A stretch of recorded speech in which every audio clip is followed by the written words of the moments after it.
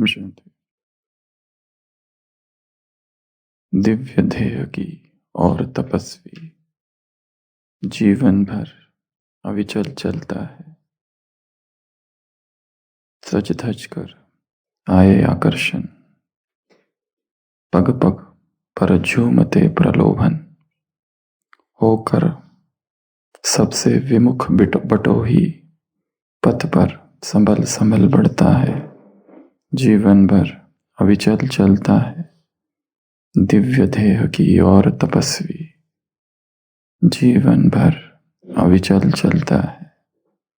अमर तत्व की अमिट साधना, प्राणों में उत्सर्ग कामना, जीवन का शाश्वत व्रत लेकर साधक हंस कण कण गलता है। जीवन भर अविचल चलता है। सफल विफल और आस निराशा, इसकी ओर कहाँ जिज्ञासा, बिहड़ता में राह बनाता, राही मचल मचल चलता है।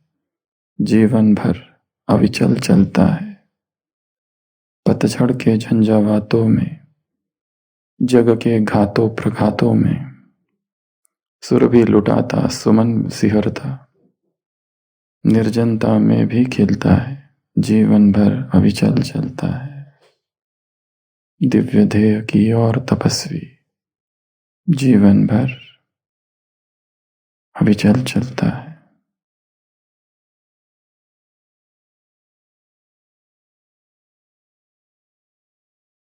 साधना का मार्ग है। साधना की निरंतरता कुंजी है।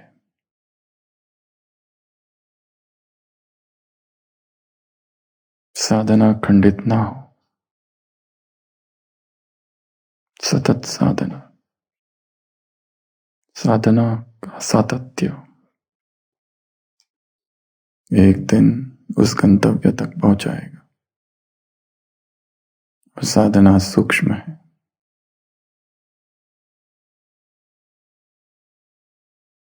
अंतर्मन के साम्राज्य में प्रवेश करने की साधना है।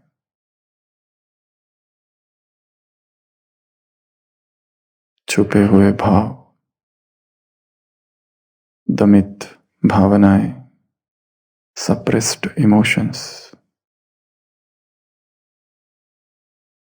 मुरली, ज्ञान, योग, सेवाएं,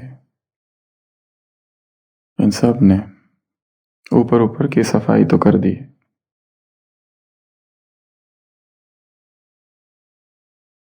परंतु लक्ष्य है अवचेतन में जो छिपे हुए विकार है, सबकॉन्शियस माइंड में, गहरी परतों में,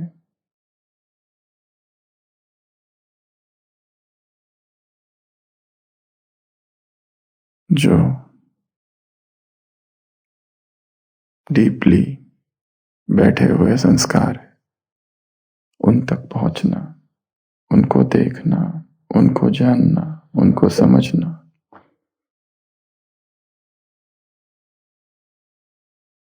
और उनका वहां से निर्मूलन करना। निर्झरा उसे कहते हैं, निर्झरा। यहां से वो निकल जाए, समूल विनाश करना, ताकि वो वापस वापस उभर उभर कर चेतन मन पर न लौटे। क्योंकि विकार जब चेतन मन पर आते हैं तो व्याकुलता होती है, बेचैनी होती है, एक जाता है, फिर उसका शमन होता है, वो शांत होता है तो दूसरा आता है। ये प्रक्रिया निरंतर चालू है। इसलिए ऐसा कोई कह नहीं सकता कि सारे विकर्म विनाश हो गए, क्योंकि सभी के संस्कार बीज रूप में भीतर समाये हुए। इन बीजों को नष्ट कर देना, जला देना, ताकि वो अंकुरित ना हो, पल्लवित ना हो, वो पेड़ न बन जाए, पौधा न बन जाए, पेड़ न बन जाए, वटवृक्ष न बन जाए।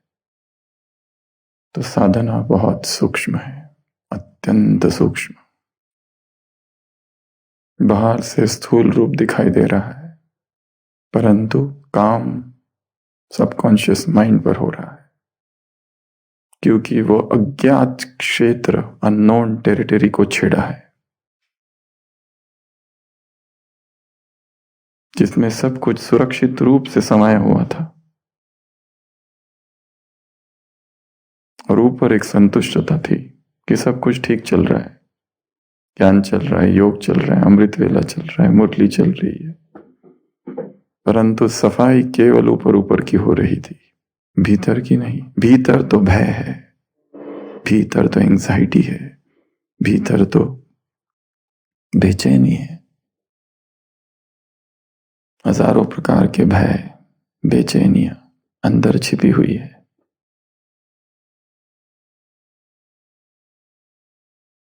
इसलिए साधना कैसी हो? निरंतर, सतत, दिव्य ध्येय की ओर तपस्वी, जीवन भर अविचल चलता है, बिना विचलित हुए।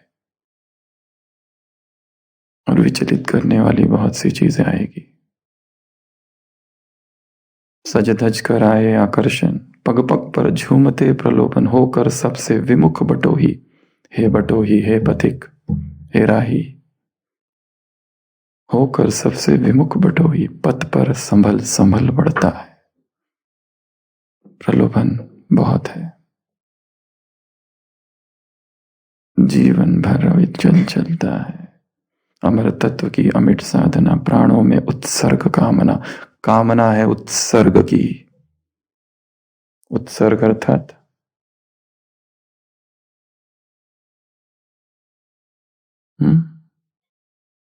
उत्सर्ग की कामना है। एक है त्याग, त्याग करना। एक है छोड़ देना, फिर है त्याग करना, वो उससे बड़ा है। फिर है बलिदान, वो उससे बड़ा है। एक उससे भी बड़ा है कुर्बानी।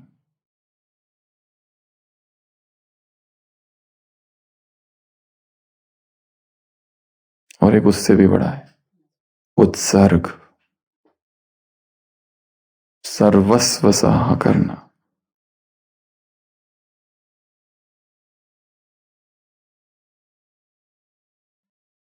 हे जीवन नातरि व्यर्थ, सर्वस्व त्यास अर्पीन, बलसागर भारत हो वो। सर्वस्व समर्पित कर देना, संपूर्ण जीवन, वो है उत्सर्ग। प्राणों में उत्सर्ग की कामना है। जीवन का शाश्वत व्रत लेकर साधक हंस कण कण गलता है। साधना है किसकी? गलने की। सफल विफल और आस निराशा, इसकी ओर कहां जिज्ञासा, बिहड़ता में राह बनाता। ये यात्रा ही बिहड़ता की यात्रा है। सुनसान प्रदेश है, बिहड़ भूमि, बिहड़ जंगल है, उबड़ खाबड़ कुछ नहीं दिखता है। खांडव प्रस्थ है, उसे इंद्रप्रस्थ बनाने की यात्रा है।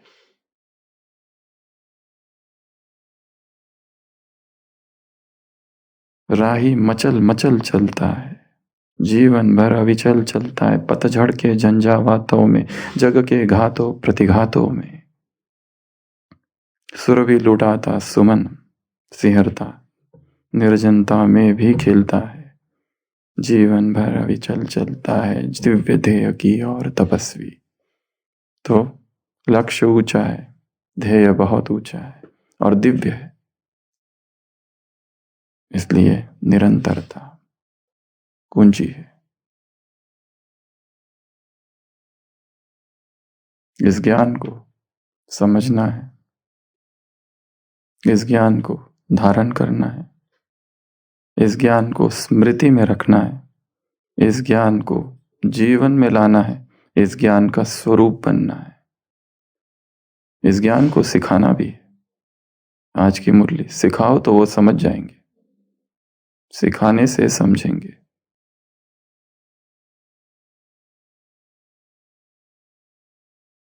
तो ज्ञान का स्वरूप बनना, ज्ञान को स्मृति में रखना, ज्ञान को समझना, ज्ञान का चिंतन करना, सारा कार्य इस ज्ञान के इर्द गिर्द करना है। जो किताबों में लिखा है क्या वास्तव में वैसा ही है? जो मुरलियों में आया है क्या जीवन में वैसा ही है या कुछ और?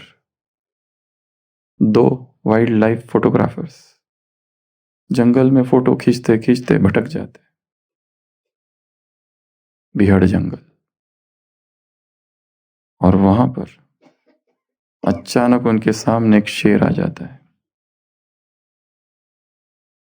एक मित्र अपने दूसरे मित्र से कहता है, रुको, घबराने की कोई बात नहीं। किताबों में हमने पढ़ा है ना, जब ऐसे शेर आ जाता है तो क्या किया था लोगों ने? एकदम स्थिर हो जाओ, श्वास को रोक लो, मूर्ति जैसा बन जाओ और शेर की आंखों में देखो, और शेर चला जाएगा। दूसरा कहते हैं, हाँ किताबों में तो हमने पढ़ा था, पर क्या शेर ने किताब पढ़ी थी वो? इसलिए लेट्स रन, क्योंकि ये तो किताबी ज्ञान है। अभी चाहिए भागो, क्योंकि शेर ने किताबें नहीं पढ़ी, उसे नहीं पता।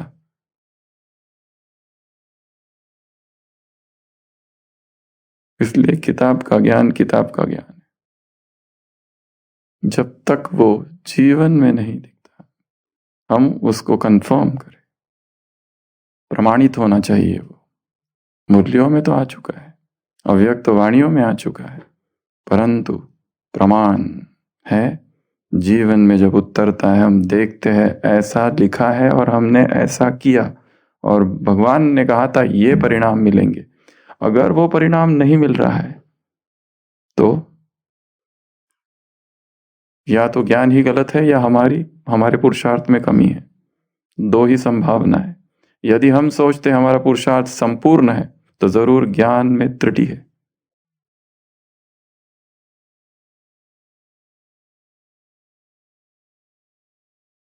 तो साधना का ये 4 चरण है। 30 दिन पूरे हुए, दूसरे 30 दिन क्या आज का 15वां दिन, 16वां दिन, 15 दिन पूरे हुए, 27 और 21, ऐसे 4 चरणों में ये साधना है 108 दिनों की।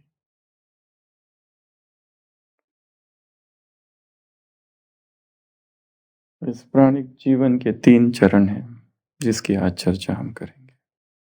उससे पहले इस ज्ञान के भी कुछ चरण हैं। सबसे पहला है कोर्स 7 डेज का शिविर या 7 दिन का प्रारंभिक साप्ताहिक कोर्स। दूसरा मुरलिया साकार अव्यक्त।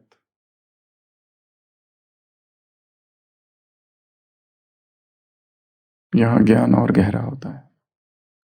यह शुरुआत था, यह आरंभ, उसके बाद में उसकी गहराई। तीसरा बाबा मिलन, यहाँ निश्चय, ज्ञान, परिपक्वता, समझ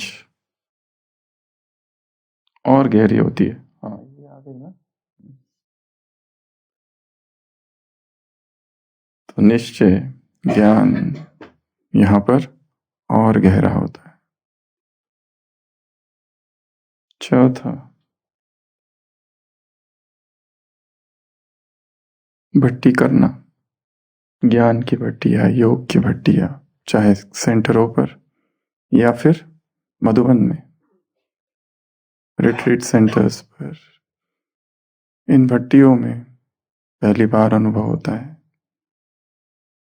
कि ज्ञान कितना गहरा है। वो 3 दिन का मौन, वो 4 दिन का मौन, 7 दिन का मौन, सुबह से लेकर रात तक एक बनी बनाई दिनचर्या, मोबाइल स्विच ऑफ। यहाँ ज्ञान के कुछ नए राज खुलते हैं। भट्टियाँ करना, उसके आगे की स्टेज है भट्टियाँ कराना।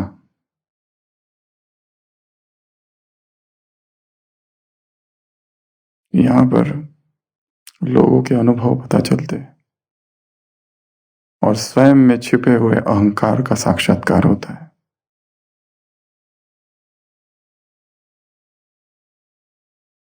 और उसके बाद है छठवा, सोलो भट्टी। हम स्वयं ही स्वयं की भट्टी करना सीखते हैं। स्व शिविर, 3 दिन की एकांत की भट्टी, 3 दिन की मौन की भट्टी, 1 दिन की मौन की भट्टी। ना किसी को बताना, ना किसी को कुछ कहना, स्वयं ही स्वयं की भट्टी का आयोजन, स्वयं ही वक्ता है, स्वयं ही स्पीकर है, स्वयं के ही गीत है, स्वयं की ही क्लास है, स्वयं का ही निर्धारित समय है, स्वयं का एकांत है, मौन है, सॉफ्ट म्यूजिक है, गीत भी स्वयं के ही है, सब कुछ स्वयं का। इसे कहते हैं स्व शिविर। और उसके बाद है 7वां, एडवांस्ड स्पिरिचुअल नॉलेज, और वो है प्राणिक यात्रा।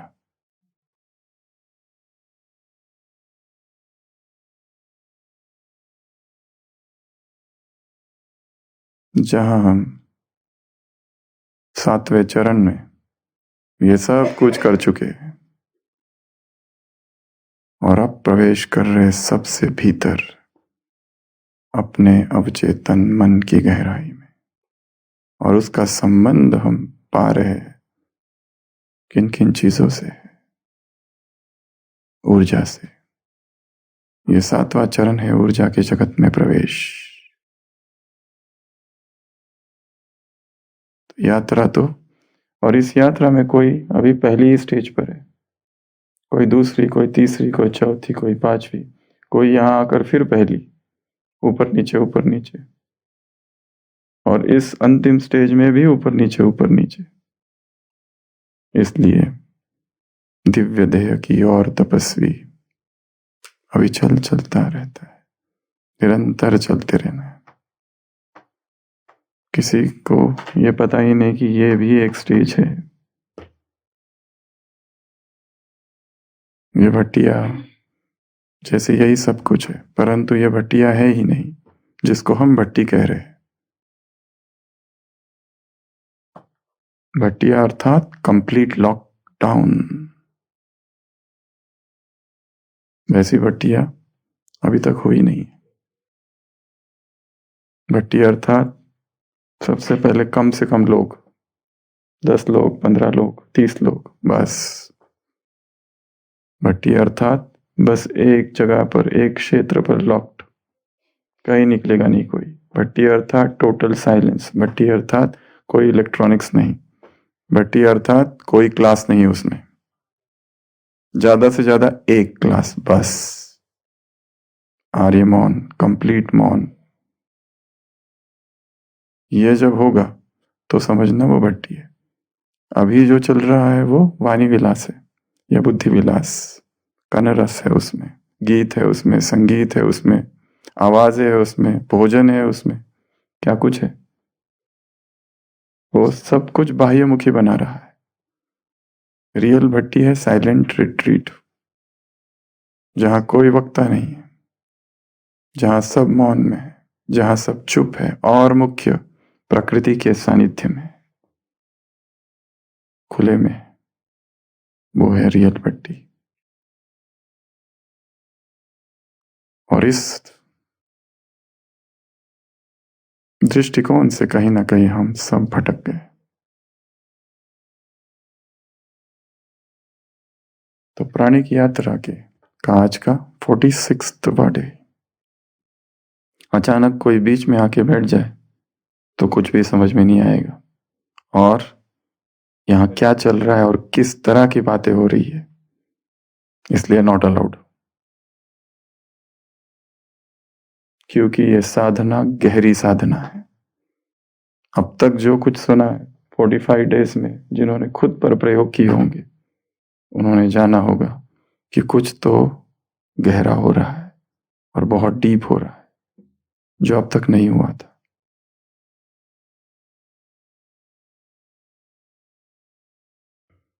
पहला चरण इनिशिएशन। इनिशिएशन अर्थात आरंभ, दीक्षा।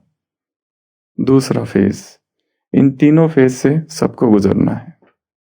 दूसरा फेज है एडेप्टेशन फेज, जिसमें हमारी बॉडी एडेप्ट करने लगती है। और तीसरा फेज है मैनिफेस्टेशन फेज। मैनिफेस्टेशन अर्थात अभिव्यक्त होना चालू होता है। हमारा इनिशिएशन फेज इस भट्टी के अंतिम 21 दिन का है। तो अभी हम इनिशिएशन के पहले की स्टेज पर है, अर्थात तैयारी मात्र है। ये केवल एक लंबी भूमिका अभी चालू है। इस भट्टी 108 दिन के इस भट्टी के अंतिम 21 दिन जो होंगे वो होंगे इनिशिएशन फेज के। तो अभी हम कहाँ हैं? इसके पहले प्री इनिशिएशन फेज में। वो 21 दिन का इनिशिएशन फेज होगा और उसके बाद जब भट्टी पूरी हो जाएगी तब चालू होगा हर एक का एडेप्टेशन फेज। वो कुछ साल तक चलेगा, किसी का 1 साल, किसी का 2 साल, किसी का 2-3 साल, किसी को 4-5 साल। और उसके बाद में फिर होगा लास्ट मैनिफेस्टेशन फेज, जहां पर बॉडी एकदम तीनों ही क्राइटेरिया प्रकट होने लगेंगे। व्यक्ति न खा रहा है न पी रहा है, परंतु वेट स्टेबल। शरीर का वेट भोजन की निर्भरता से मुक्त हो जाएगा। अभी कम खाए तो वेट कम होता है, ज्यादा खाओ तो वेट बढ़ता है, कम ज्यादा होते रहता है। वहां होगा वेट स्टेबलाइजेशन, स्थिर हो जाएगा।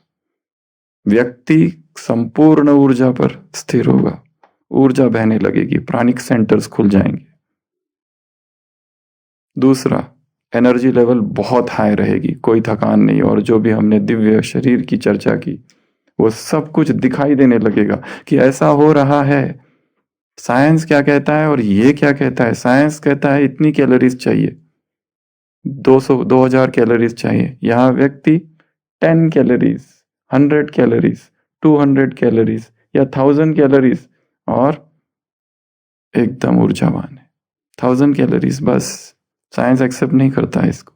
साइंस कहता है ये चाहिए वो चाहिए। 2000 कैलोरीज चाहिए, 2200 कैलोरीज चाहिए, फीमेल्स 1800 कैलोरीज चाहिए, मेल्स 2000 चाहिए।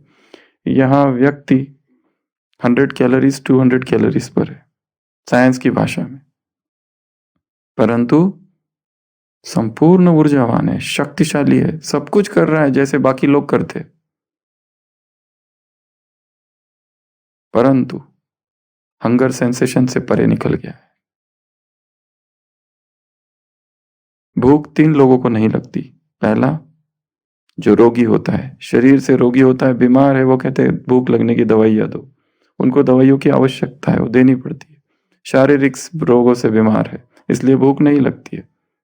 दूसरे है मानसिक रोगी है, उदास है, इसलिए भूख नहीं लगती।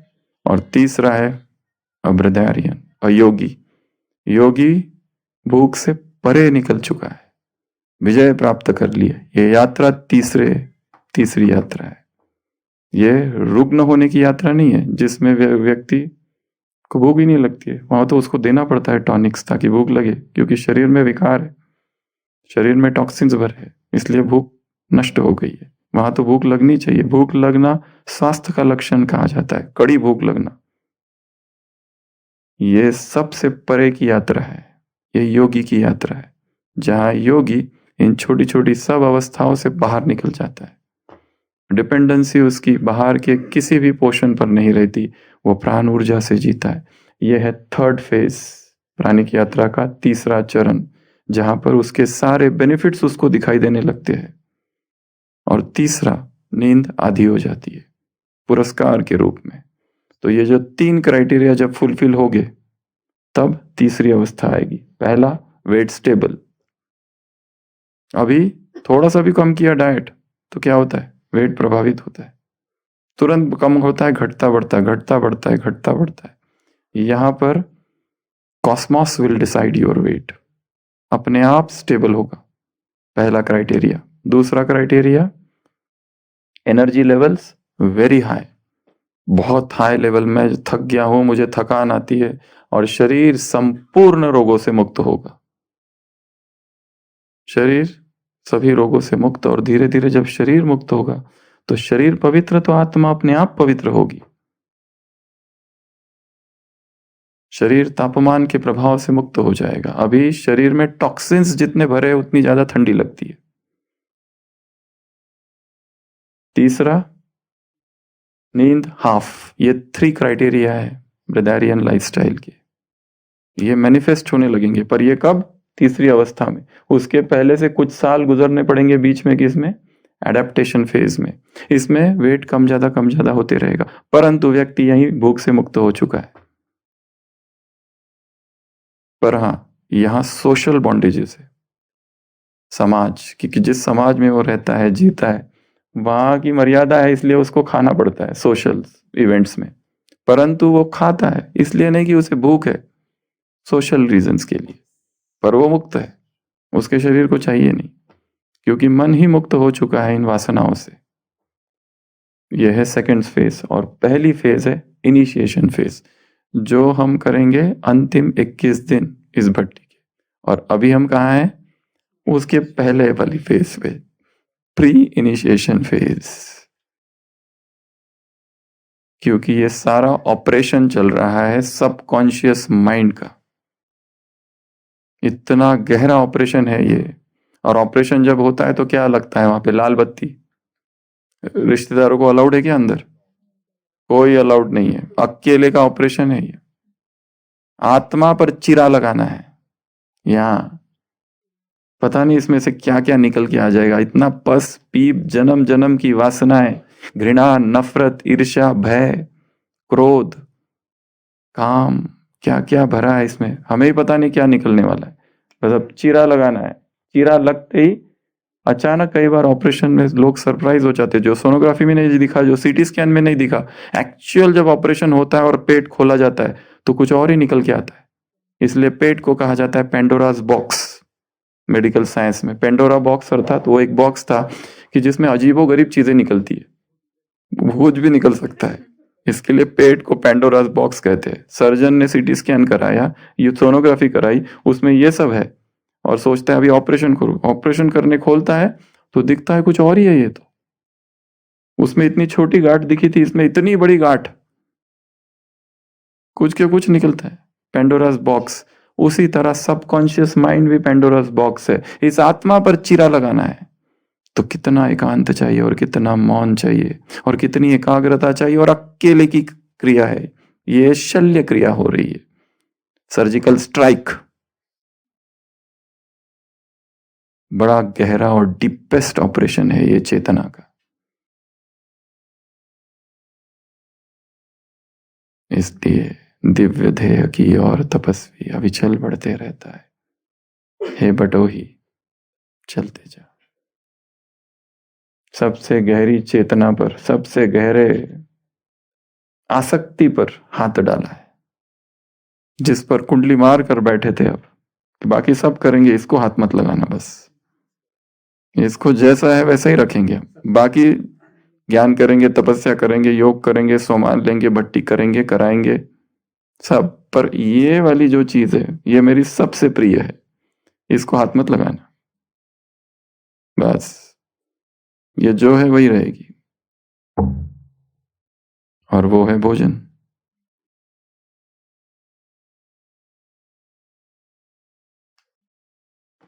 तो आज हम देखेंगे ये तीनों में सबसे पहला इनिशिएशन।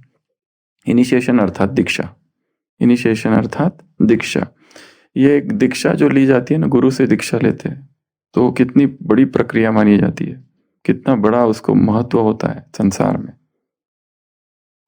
संस्कार है जैसे वो एक, वो जितना उसमें ज्यादा सब कुछ होगा बाह्य, उतना गहरा प्रभाव पड़ेगा। जैसे शादी, वो सब कंडीशनिंग है ना, पूरी डीप कंडीशनिंग है। नहीं तो शादी अर्थात 2 लोग गए, साइन कर दिया, शादी हो गई, वर नहीं। सब कुछ तैयारियां 2-2 महीनों से चलती है, 6-6 मास पहले से तैयारियां चलती है, ताकि वो तैयार हो जाता है, मैं पति हूँ, मैं दूल्हा हूँ, कंडीशनिंग चालू हो जाती है, डीप कंडीशनिंग। फिर वो वेडिंग की तैयारियां, वो इनविटेशन कार्ड्स, फिर वो छपा हुआ नाम दिखता है, मतलब उसके अंदर गहरा जा रहा है, वो डीप जा रहा है, वो अंदर से वो तैयार हो रहा है डीप। वो सारी तैयारियां, वो बैंड बाजे, वो घोड़ा, वो बधाइया, वो भोजन, वो सारा क्या है, सब कंडीशनिंग है, ताकि ये जो बंधन बनेगा बड़ा गहरा होना चाहिए, इतना जल्दी नहीं टूटना चाहिए। इतना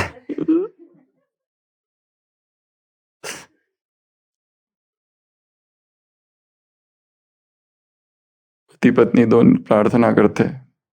पति पूछता है तुमने क्या मांगा? पत्नी कहती है मैंने मांगा कि 7 जन्म तक आप ही मेरे पति हो। पत्नी पूछती है तुमने क्या मांगा? वो कहता है मेरा ये अंतिम जन्म हो।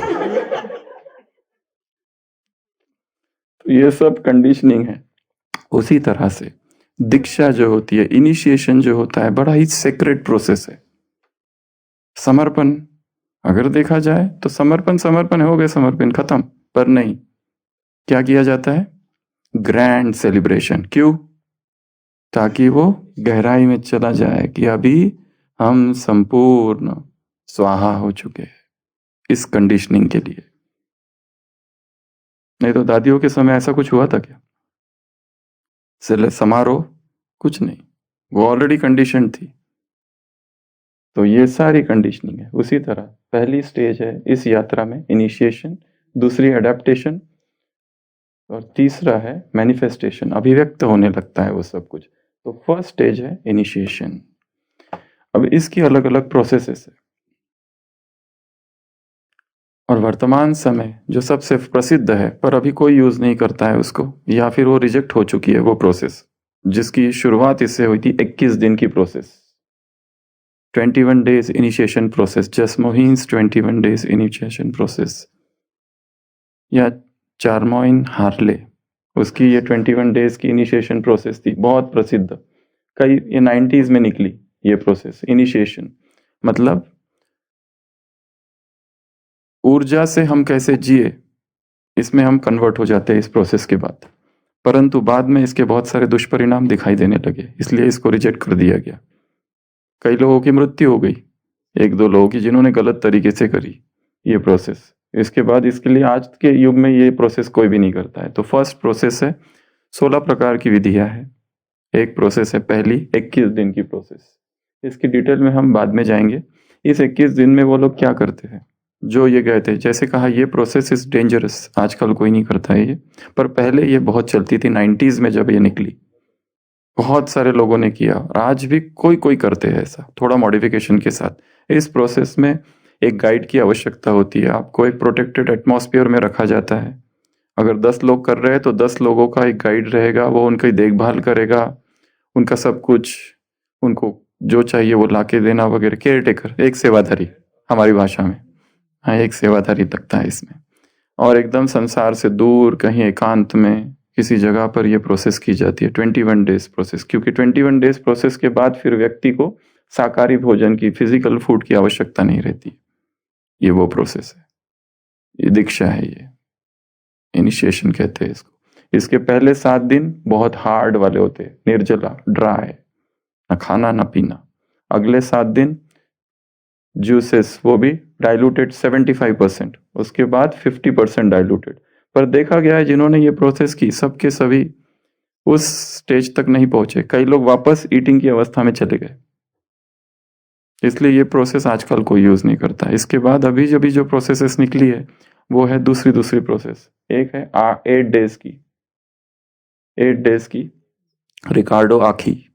आप न्यूज इंटरनेट पे जा सकते हैं, ricardoachi.com। 8 डेज की प्रोसेस है उसकी। अगली प्रोसेस है एक 10 डेज की प्रोसेस, रे मेओर की। रे मेओर इजराइल में रहता है ये व्यक्ति। उसकी एक प्रोसेस है जो 8 दिन तक लोगों को, 10 दिन तक लोगों को रखता है, पूरा दिन भर ट्रेनिंग चलती है उसमें। जैसे उस दिन प्राणिक पिकनिक में हमने थोड़ी सी झलक उसकी देखी थी, 2-3 घंटे, वैसे टोटल 8 दिन वही दिनचर्या, जिसमें बॉडी माइंड सब कुछ अंदर से चेंज होने लगता है। तीसरी एक प्रोसेस है 11 डेज की, विक्टर ट्रिवियागो की प्रोसेस है। विक्टर ट्रिवियागो नाम का एक व्यक्ति है, अभी भी है, भारत में भी आया था, बहुत नम्रचित्त, उसकी एक प्रोसेस है। तो ये ऐसी अलग अलग, फिर एक जोइचिम की 7 वीक्स एडेप्टेशन प्रोसेस है। ये ऐसी अलग अलग प्रोसेसेस है जिसमें व्यक्ति अपने आप को एडेप्ट करता है। तो ये कुछ प्रोसेस है, इनकी चर्चा हम अभी नहीं करेंगे। अभी हम सीधा आते हैं कुछ मेथड्स की तरफ। तो ये हो गई चार। चार में पहला 21 डेज वाला, एक 8 दिन वाला, एक 11 दिन वाला, एक 10 दिन वाला और एक 7 वीक का एडेप्टेशन, ये सारा है। तो ऐसी कौन कौन सी विधियां है जिससे हम अपने आप को ऊर्जा से जीना सिखाएं, और जैसे हम उस ऊर्जा के क्षेत्र में प्रवेश करते, जैसे कहा बहुत सारी चीज़ों से हम मुक्त हो जाते हैं। जैसे शरीर की बीमारियों से ज़ीरो, बीमारी ऐसे शरीर को टच ही नहीं कर सकती, कोई दवाइयों का खर्चा नहीं, कोई भोजन का खर्चा नहीं, वगैरह वगैरह, बहुत सारी चीज़ें से हम मुक्त, और बहुत सारा टाइम मिलने लगता है। मटेरियल चीज़ों से, अननेसेसरी अटैचमेंट से, जैसे आज की मुरली में तुम्हारे ममत्व आखिर में सब खत्म हो जाएंगे, वो अभी हो जाएगा इस यात्रा में ही। किससे अटैचमेंट रखे? क्योंकि जो इस यात्रा पर निकलता है व्यक्ति, वो कभी भी उन लोगों से अटैच हो ही नहीं सकता जो कि इस यात्रा पर नहीं है। अपने आप उनसे डिटैचमेंट हो जाता है। जिनका रस खान पान और घूमना फिरना और आसक्तियों में है, उनसे अपने आप दूरी हो जाती है। हम नहीं छोड़ते, हम या तो हम छोड़ेंगे या तो वो छोड़ेंगे, दोनों में से कुछ ना कुछ तो होगा। इसके साथ कोई फायदा तो है नहीं, छोड़ो। तो ये अवस्था, और सबसे बड़ा फायदा विकारों से मुक्ति, ये सबसे बड़ा फायदा है। इससे ऊपर और क्या चाहिए? अभी विकार आकर्षित करते हैं, विकार के प्रलोभन आते हैं, विकार हमको खींचते हैं, हम चाहते नहीं विकार का आकर्षण हो, फिर भी काम विकार डसता है सांप की तरह। सुबह का वरदान, संसारी के लोगों के लिए जहरीले सांप है ये, काटते हैं, पर तपस्वी के लिए क्या हो जाएगा वो? शंकर तपस्वी। जैसे ब्रह्मा ब्राह्मणों के लिए क्या हो जाएगा वो?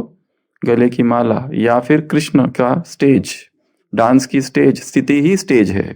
कितना अच्छा वाक्य है मुरली में, वरदान, स्थिति ही स्टेज है, इस स्टेज पर नाचोगे। विकारों से मुक्ति, इससे बड़ा कोई फायदा और क्या फायदा चाहिए?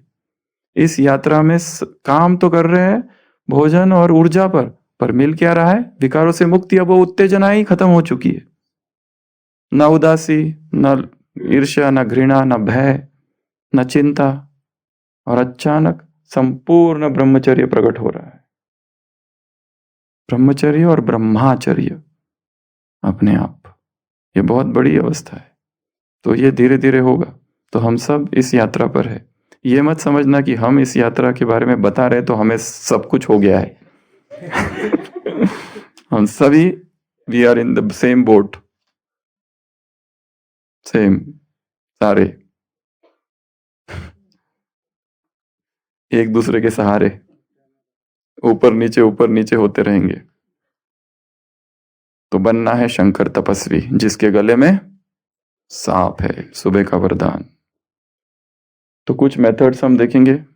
कॉलेज की कुछ गर्ल्स डिस्कस कर रही थी कि किस तरह का हस्बैंड चाहिए, आइडियल हस्बैंड। तो एक कहती है I will marry Lord Shankar. Shankar जो है ना, शंकर जी भगवान, शंकर भगवान से मैं शादी करूंगी। बाकी गर्ल्स कहती है क्या, इस युग की गर्ल्स इतनी मॉडर्न? और बोलती क्यों? बोलती बहुत सारी चीजें। सबसे पहला तो इलेक्ट्रिसिटी का खर्चा बच जाएगा, उसके सिर पर क्या है? चंद्रमा, लाइट शॉर्टेज, इलेक्ट्रिसिटी। दूसरा पानी का खर्चा, क्योंकि पानी बहते रहता है। तीसरा कपड़े धोने का काम ही नहीं उसके, क्योंकि वो ऐसे ही घूमते रहता है। और चौथा, उसका भोजन पकाने की जरूरत ही नहीं है। ये 4 फायदे हो रहे हैं। वो कहती है he is my ideal husband, उससे ही शादी करूंगी। और भोलेनाथ, सबसे पहली, ये तो 4 विधियां बताई, उसकी पहली विधि है अभी इस प्रोसेस में आने के लिए नेचुरल मेथड। नेचुरल मेथड में जो हम कई दिनों से देख रहे हैं, धीरे धीरे धीरे धीरे जो भी अननेचुरल है उससे हम नेचुरल की तरफ आते हैं। 2 चीजें लिखी रखी हुई है, एक अंकुरित रखा हुआ है और वही प्रोसेस्ड अंकुरित। तो हम प्रिफर करेंगे जो प्रोसेस नहीं है वो डायरेक्ट उसको लेने की। एक तरफ सूप रखा हुआ है, एक तरफ जूस रखा हुआ है, दोनों हम प्रेफर करेंगे जूस को। धीरे धीरे हमारी शरीर ही वो सारी चीजों को रिजेक्ट कर देगा कि वो अब मुझे स्वीकार, मतलब वो लिया तो गड़बड़ होती है कुछ। तो ये पहली मेथड है कि जिसमें हम धीरे धीरे धीरे धीरे सारी आर्टिफिशियल चीजों से मुक्त होते जाएंगे। अवन छूट जाएगा, अवन और अवन से बनी हुई सारी चीजें, बेकरी और बेकरी के रिलेटेड सारी चीजें। नहीं तो लोग खाते ही रहते, चॉकलेट खाते रहते, बिस्किट खाते रहते हैं, टोस्ट खाते रहते हैं, ब्रेड खाते रहते हैं और सैंडविच खाते रहते हैं। बेकरी से मुक्त, क्योंकि हमें उसकी आवश्यकता नहीं, क्योंकि हमें पता है कि आसक्ति होती है, उसमें एडिक्शन होता है। और वो जब हम नहीं खाएंगे तो शरीर में उत्तेजनाएं नहीं होगी, शरीर शांत रहेगा, स्थिर रहेगा। वो खाते ही वो तीखा, वो मसाला, वो तला हुआ उत्तेजनाएं उत्पन्न करता है, मन बदलता है। सारा कार्य जो हम अपने आप से जुड़े हुए हैं ये उसको ढक देता है। अब मैं अपने आप को देख नहीं सकता, ये जो मैं हूं और मेरे इमोशंस है ये इसको कवर कर देता है। अब मैं कहीं यहाँ हूं, बीच में एक बाधा आ गई है, क्लियर कट दिखाई नहीं देता है अंदर, अंदर चल के आ रहा है इमोशंस में।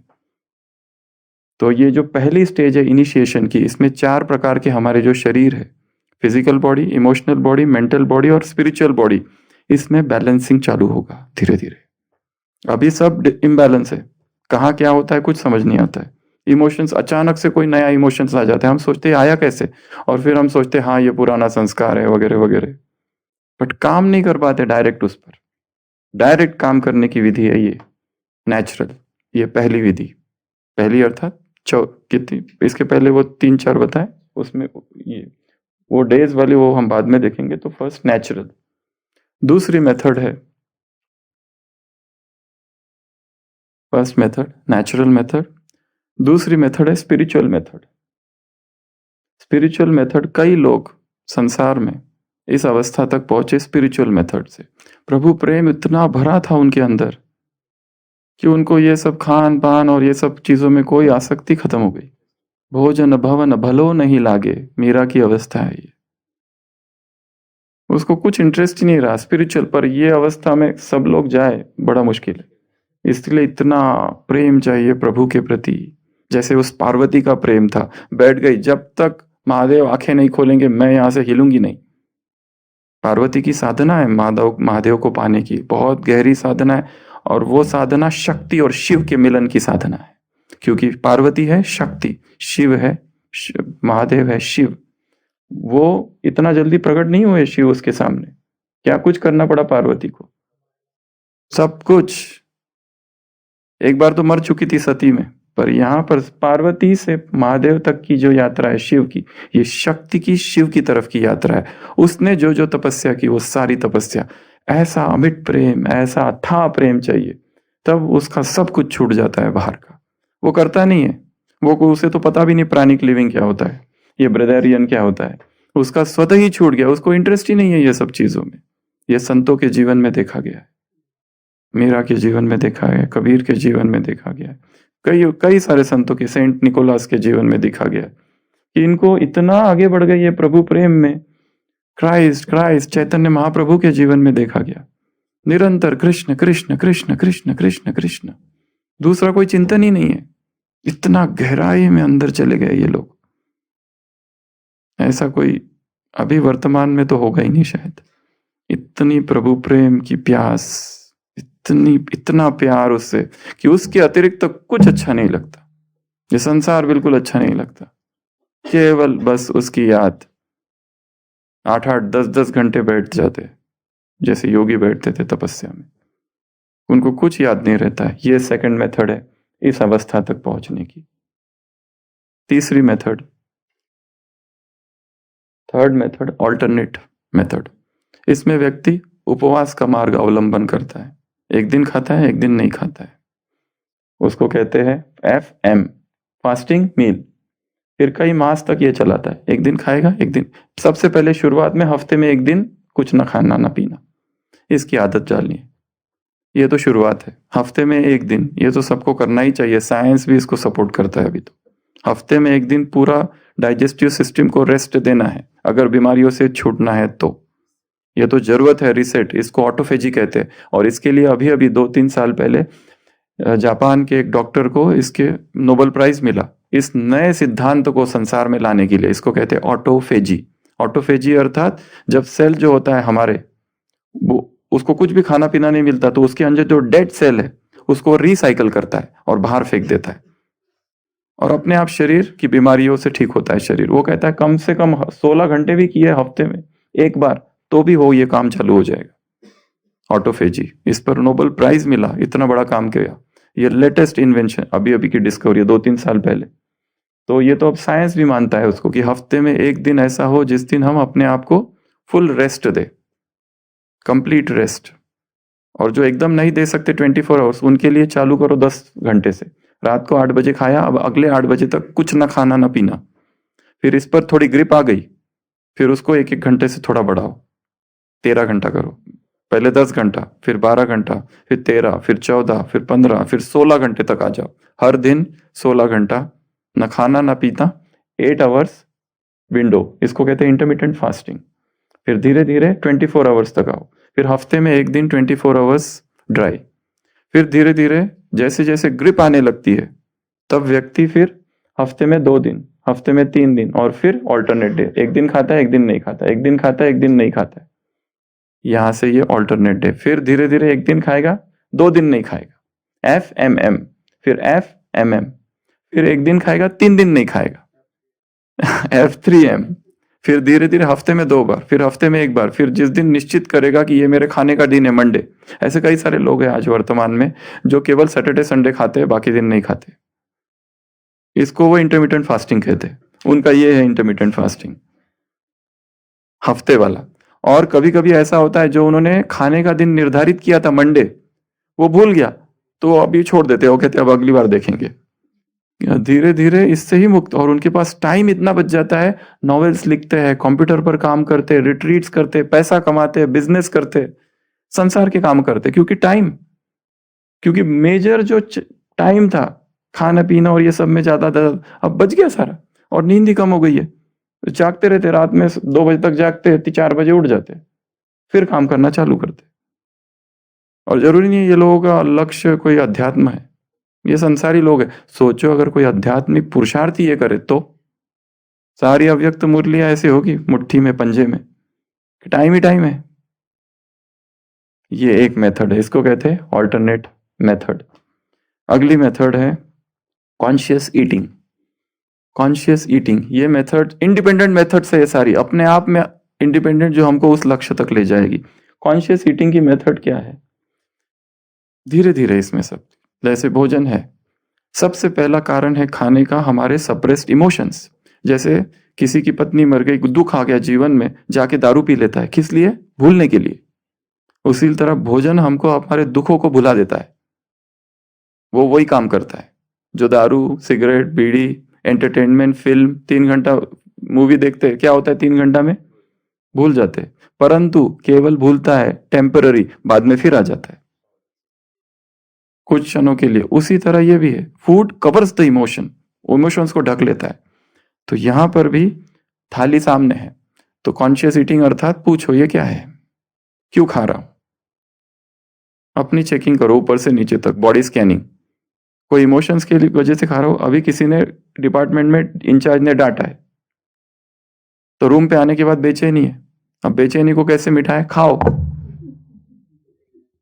खाने के बाद बेचैनी शांत हो जाती है थोड़ी। किसी ने डांटा है, किसी ने एकदम डिप्रेस कमेंट्स कर दिया, क्रिटिसाइज कर दिया, या कुछ हो गया, गड़बड़ हो गई, इसलिए खा रहे। पर यहाँ पे देखो क्यों खा रहा हूं, कोई इमोशंस की वजह से। What is this? प्रश्न पूछो अपने आप से शांत होके। अच्छा ये नहीं है, फिर अभी नेक्स्ट प्रश्न पूछो क्या है ये, फिर नेक्स्ट प्रश्न व्हाट इज दिस, फील करो उसको। थोड़ा टाइम देना पड़ेगा इसके लिए, स्लो करना पड़ेगा। आप क्यों ले रहे हैं? फिर क्या मुझे वास्तव में भूख है या नहीं है? यहाँ कार्य भोजन के साथ हो ही नहीं रहा है आशीष भाई, चर्चा भोजन की तो है ही नहीं, यहाँ चर्चा है इमोशंस की।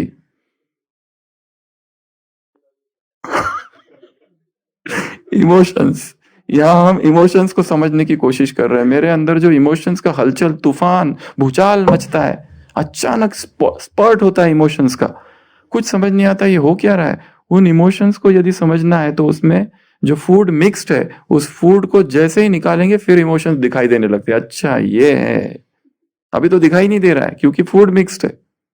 उसको हटाओ, थोड़ा सा सेग्रीगेशन कर रहे, आइसोलेट कर रहे। तो फिर पूछो अपने आप से, क्या है ये, क्यों ले रहा हूं, क्या वास्तव में भूख है, और है भी तो एक एक चीज को देखो क्या है ये। और खाना है तो तुरंत लेके तुरंत फटाफट नहीं, धीरे धीरे टेस्ट, कल भी जो कहा था ना, टेस्ट, उसकी स्मेल, ये, और धीरे धीरे, और चबा चबा के धीरे धीरे, वो समय भी सोचते रहो ये मैं क्यों ले रहा हूँ, क्या इसे मुझे आवश्यकता है। तो रोज जो 4 रोटियां लेते हो आज 1 रोटी में ही पेट भर जाएगा, क्योंकि कॉन्शियस ईटिंग की है। रोज 4 ग्लास चाहिए थे, आज 1 ग्लास में ही काम हो गया, क्योंकि कॉन्शियस ईटिंग, बहुत कॉन्शियस ड्रिंकिंग, बहुत स्लोली स्लोली सोचते हुए विचार करते हुए, ये क्या है, ये क्या है, फील करना है उसको। ये भी मेथड से करते जाओगे तो एक टाइम आएगा ओवर ईटिंग खत्म हो जाएगा, ओबेसिटी की प्रॉब्लम खत्म हो जाएगी, धीरे धीरे अपने आप को समझने लगेंगे, ये भोजन ही तपस्या बन जाएगी, अपने आप में एक इंडिपेंडेंट तपस्या, और कुछ नहीं कर रहे, बस यही कर रहे, उसी को ही तपस्या का क्षेत्र बना दिया।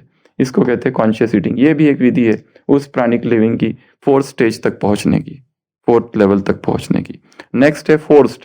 इसको रेकमेंड नहीं किया जाता है, फोर्स जबरदस्ती करने का, इससे नुकसान हो सकता है, बीमार पड़ सकते हैं, मृत्यु भी हो सकती है। ये फोर्स मेथड बिल्कुल नहीं करनी है।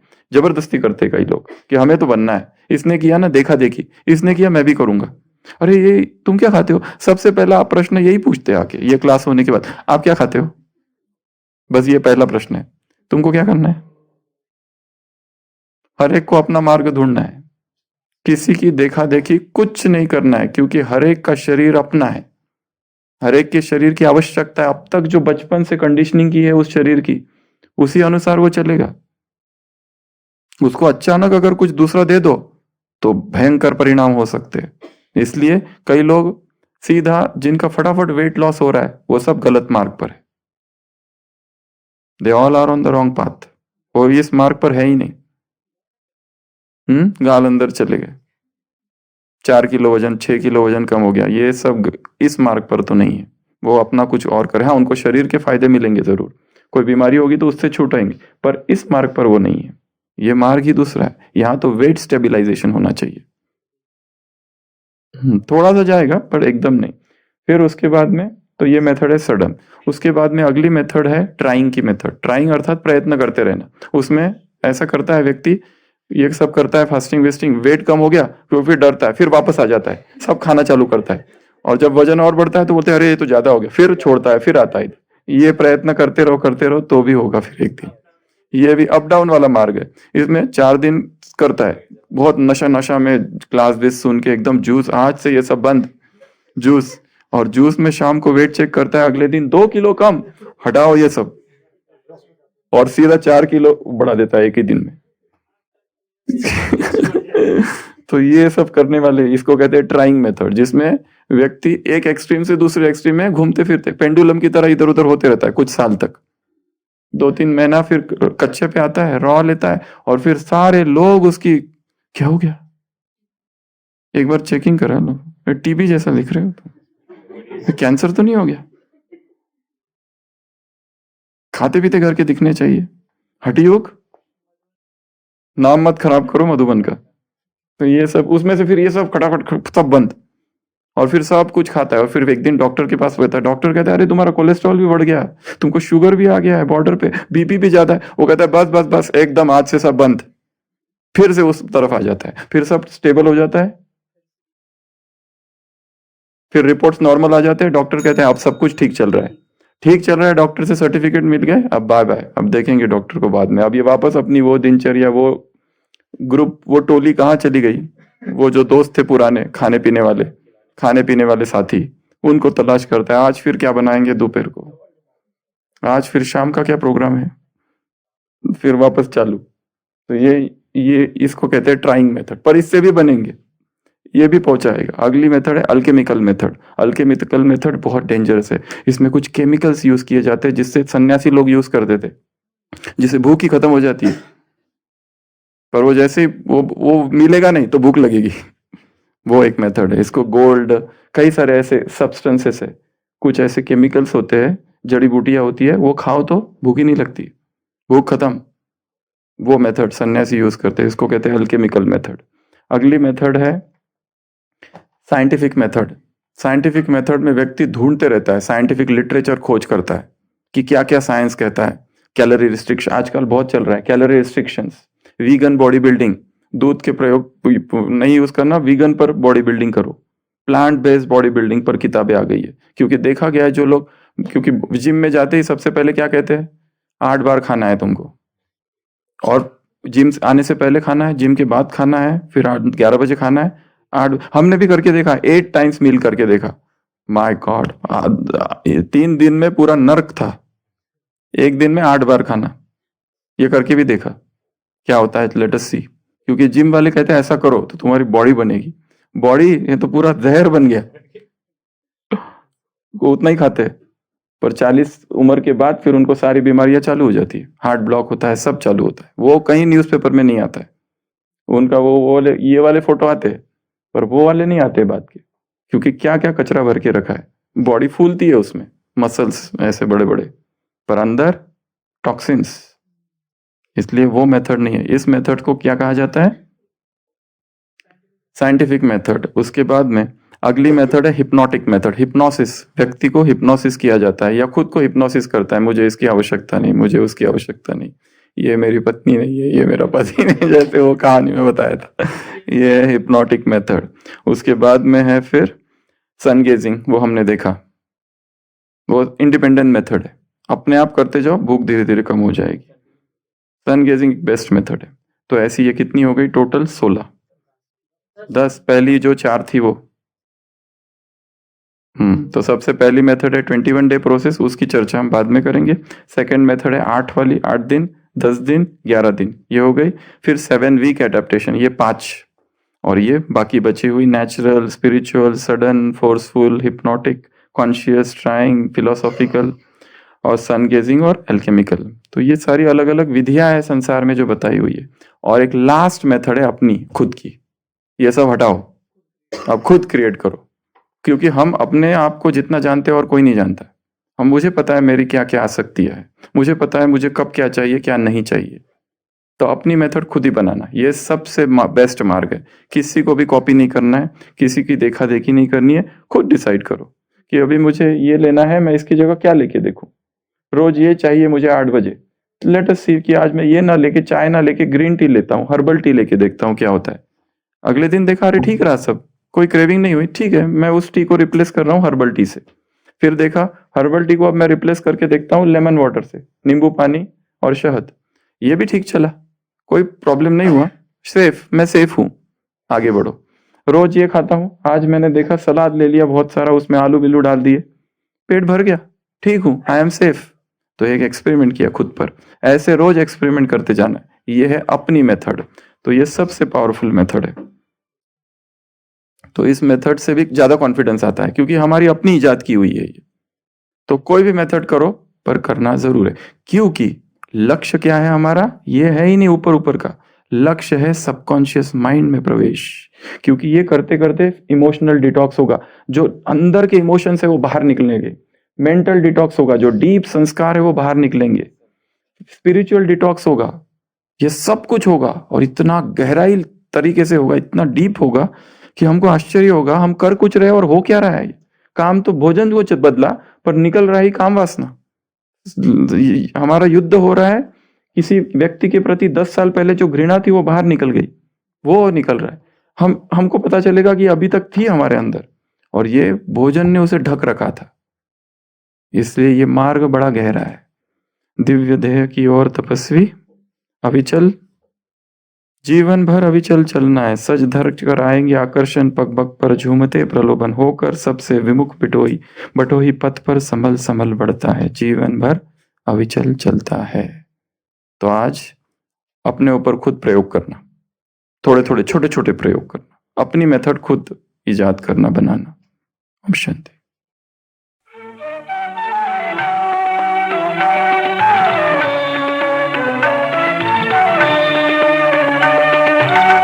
दिव्य ध्येय की ओर तपस्वी जीवन भर अविचल चलता है, जीवन भर अविचल चलता है।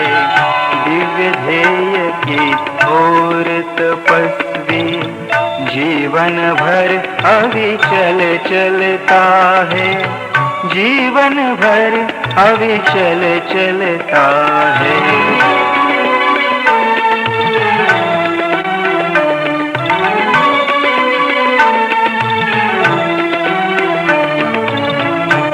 धज कर आए आकर्षण, पग पग पर झूमते प्रलोभन, होकर सबसे विमुख बटोही, पथ पर संभल संभल बढ़ता है, जीवन भर अविचल चलता है।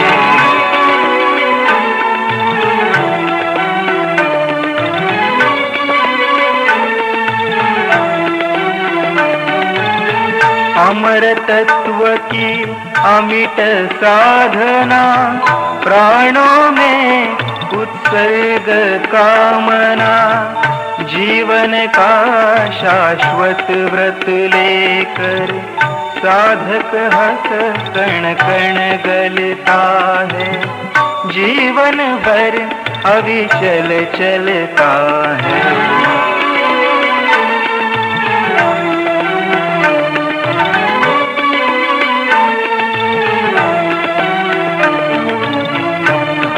विफल और आस निराशा, इसकी ओर कहाँ जिज्ञासा, बिहड़ता में राह बनाता, राही मचल मचल चलता है, जीवन भर अविचल चलता है।